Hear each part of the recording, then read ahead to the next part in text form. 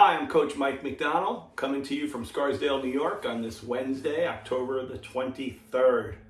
It's a great week. Beautiful weather behind me, trees turning colors in the fall. The New York Yankees in the World Series, starting very soon against the Dodgers. Although I think we got to stop paying players $60 million a year. I'm for competitive balance. And who pays the cost? The fans. Well, anyway, what are we going to be doing? I'm looking to do all kinds of free tutorials. I'm a veteran coach of many years. I've been a varsity high school coach, a college assistant coach, a WNBA scout. Got my beginnings in CYO ball, and I love that. So I really look forward to talking to youth coaches, middle school coaches, and high school coaches. I just had my second book released on Amazon called 55 Basketball Winning Ideas. And this has the meat and potatoes, and then the very unusual, some really unique ideas to move your program forward. And I'm really excited about this. I take coaches through all 4 seasons of a basketball program and how you really build a program through the spring, the summer, the fall, and then the majority of the book, of course, is the in-season. So go on Amazon and get yourself one of these. A year ago, I wrote 101 Winning Basketball Concepts and Strategies. That was my first book. And this is really about the stuff that the good players do, what good players should do. And then, of course, coaches should be able to teach good players to do those things. That's also on Amazon. All right, so our first topic is not the sexiest topic. It's running tryouts, because we're at that time of the year. I look forward to doing a lot more X's and O's stuff than just running tryouts. But we have to start at the beginning. So let's do it.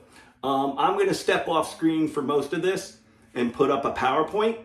And if you ever want that PowerPoint, just email me. And also, if you need a rubric for a tryout, you can also email me for that too. So let me set up and we'll get going.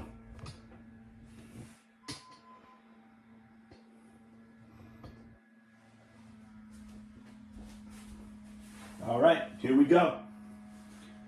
7 areas you need to consider. The age group of the participants. Is it a high school tryout versus is it a middle school or a 4th grade tryout? Of course, the tryouts will be a little bit different. What's our target number of players? Try to know that in advance. What exactly are you shooting for?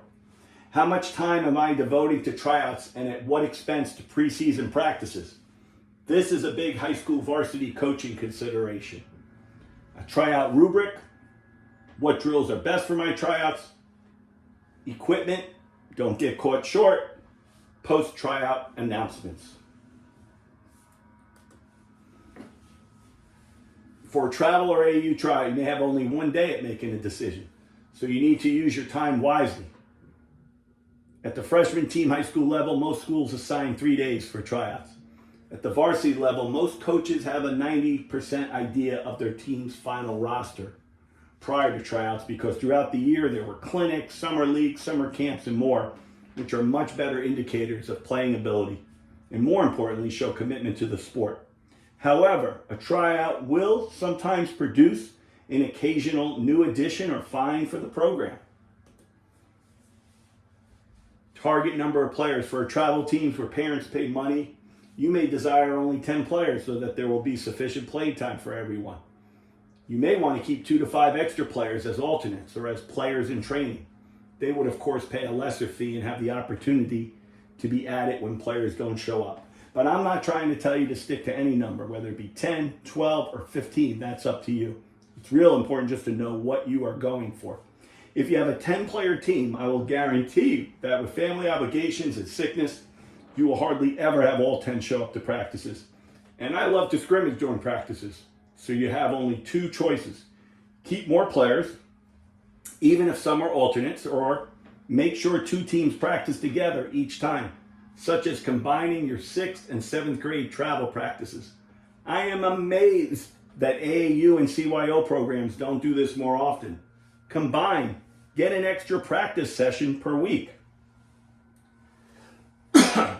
Target number of players. If you are a varsity coach and your target is 12 players and 13 players try out, I don't know about you, but I don't have the heart to cut one player unless someone really misbehaves. If 20 players try out, then you can cut 8 and get to your desired 12. Sometimes a B team is formed, which provides potential cut players an opportunity to keep playing. One area of concern is that a B team may get crushed in competitive play once the games ensue. You may want to selectively schedule that B team. And aside here, did you know years ago, Archbishop Malloy High School in Queens, one of the powers in the CHSAA in New York, where Kenny Anderson and Kenny the Jet Smith played, I was told 115 boys would regularly try out for the freshman team. Now that's a tryout. If you are a travel or AAU team and have only one day for tryouts, make sure you scrimmage a lot in 4-on-4 full court. The advantage to 4-on-4 full court is there is more space for the players to show their abilities. As a varsity coach, I know what it is like to have only 12 practices prior to game 1, and therefore I'm not ready to turn 3 of those practices into a summer-style clinic. Simply, varsity coaches need to get to it. So maybe day 1 is the most tryout format that you have, where you end up scrimmaging more and running more tryout rubric drills than normal. But game 1 comes at you real fast, and you need to be ready. Ideally, 2 days is needed to run tryouts and get your eyeballs on people. First cut needs to be made as soon as possible, and then you may end up trying to choose 1 or 2 players from a smaller group that you can truly focus upon. A rubric can be in the form of a simple checklist where you score players from a 1 to a 3, 3 being the most advanced. So 2 being proficient, 1 developing. Areas to include it in the rubric. I start always with athleticism. Double or triple the value of this area in your scoring. Athletes are needed in basketball. You can always improve the skills of someone. I include as part of basketball athleticism being tall. Someone needs to defend that paint. You're putting a team together. You don't need 12 guards and no bigs. Yes, basketball has become more positionless. I've seen 8th grade, 6'2", clumsy, off-balance post players become standout centers by their senior year. That doesn't happen if they are cut. As we said, what are the areas going to be on the rubric? I start with athleticism, so I may double that score instead of a 1, 2, or 3. That may get it 2 points, 4 points, and 6 points. You may even triple it, 3, 6, 9. Scrimmaging. Watch them in the scrimmages. Do they have a sense of competitive play? Practice performance. Can the player remember drill routines, or do they interrupt drills with inability or lack of focus?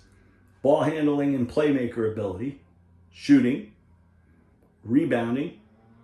And that's position appropriate. You're not expecting your point guard to offensively crash the board. You don't want that. Defense. Bottom line, keep your rubric simple. I find simple works much better, and I've fallen into the trap. I've made some really convoluted, complex rubrics over the years, and I now favor a more simplified approach. Drills that best accomplish the rubric. Scrimmage full court 3-on-3, 4-on-4, and 5-on-5. Do some layups. Ball handling from one baseline to the other. In those younger grades, can they show a weak hand and strong hand? Older players should be able to perform crossover behind the back, through the legs, and reverse. Full court passing, go side, middle, side, and then a layup to finish. I never like to have a team go down and back and people waiting. I don't like lots of standing around. I'll put 5 lines on the baseline, 3 to a group. The second one group hits half court, the next group goes, the next group goes, next group goes. Everyone stayed then they all stay down on one side, and then they all come back together. And don't get too convoluted with fancy drills, like trying to teach them the weave and things of that nature. You'll waste more time in a tryout doing that when you really need to be able to see whether they can get up, down the court and make the good passes. And then more scrimmage. Make sure you see them play. You're not running a summer clinic. Remember that. Very important. Equipment. Preparation goes a long way. Sounds simple, but make sure you have all your necessary equipment. Bring a dozen balls or more.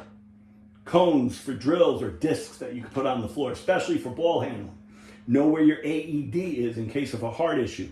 have a first aid kit. Ice in tiny Ziploc bags is a good idea.